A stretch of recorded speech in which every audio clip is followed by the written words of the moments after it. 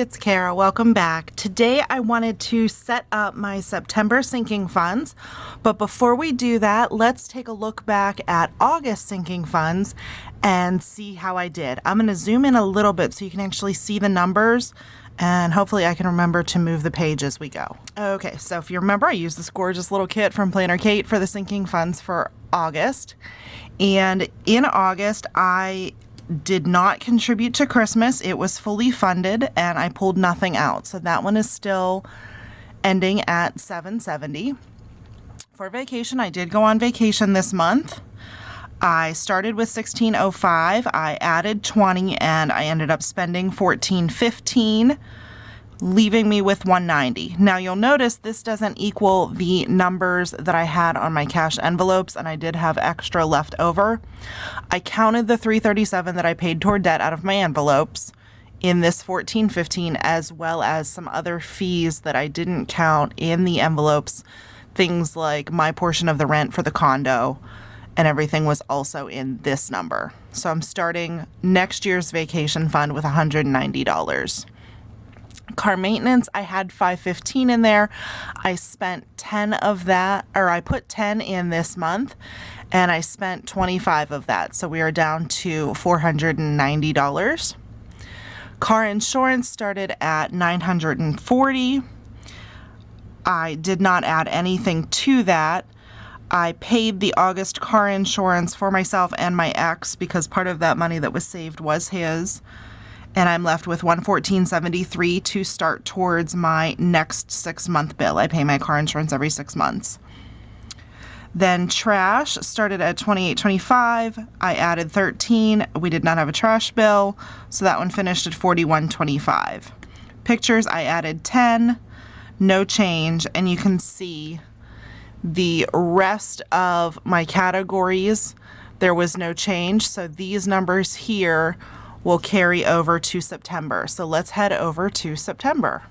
All right, so for my September sinking funds, I carried the numbers over, and then normally I add $550 to my sinking funds. I have a good bit of sinking funds that are pretty well funded and some other goals that I'm working on this month, namely paying off extra debt. So this month I am only adding $475 to my sinking funds. So let's take a look and see how I'm dividing that up.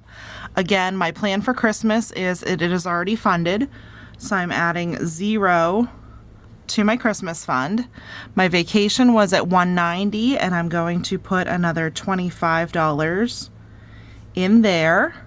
Car maintenance is at $490. I'm not going to be adding anything to that this month. Car insurance was at $114.73. I'll be adding $65 to that this month. Trash, I will be adding $12. Pictures, I will be adding $10. Home maintenance, I'm going to add $57. And this is the weird one. I don't have a set goal for home maintenance.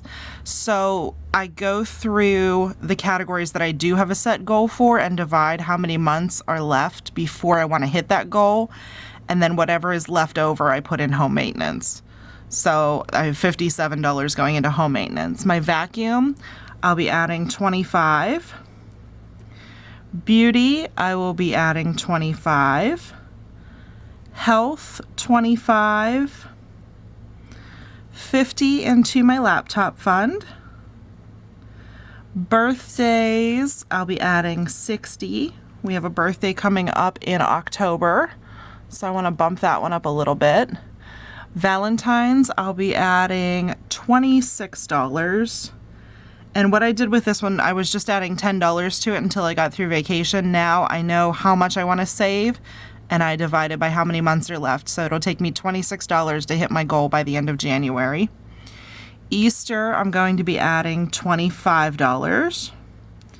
Car registration, $10.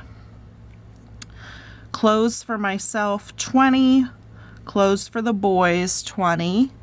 And I'm going to start putting money away for next summer's scout camp, which I hope that we get to do. So I'm going to put $20 in there as well. And if we add these numbers up, I should get to $475. So let's take a look.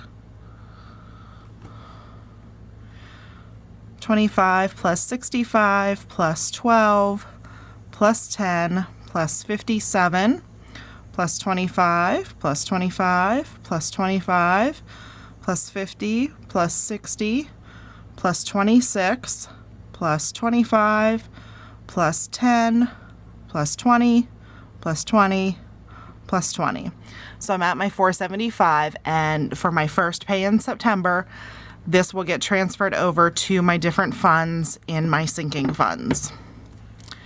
So that is how I arrange my sinking funds. And the other thing that I was going to do was I was going to talk about this notebook. So originally I had gotten the deluxe monthly planner from Erin Condren to use as a budget notebook. And I was setting up the weekly budgets, the weekly check-ins, and I did okay in July but I never ended up finishing the paycheck budget specifically because I started using, and this page too, I found I never went to mark off my bills that I was paying.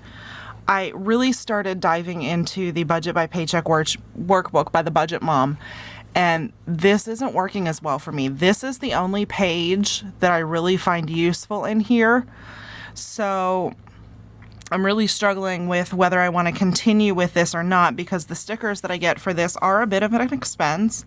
And if I'm not turning to it and using it and it's not fitting my needs, then I'm not going to keep using it. So the Budget by Paycheck workbook launches this month, and then they start shipping in October. So I'm still going to use the printables for now, but I think I'm going to fully move over to the Budget by Paycheck workbook here pretty soon. And I'll just have to find a notes page or something in there to do my sinking funds on. So I'm kind of bummed that this didn't work. I really wanted it to, but I feel like the Budget by Paycheck's workbook just fits my needs a little bit better, and it's already pre-done and it saves time. So I think that's where I'm going to be moving. Just wanted to let you guys know after a few months of using the Deluxe Monthly as a budget planner that it's not really working for me. So if you guys have any questions on sinking funds or how I track my budget, what tools I use, please leave those in the comments below. And if you haven't already, please subscribe and ring that bell for notifications when my new videos pop up. As always, thanks for watching and have a great day.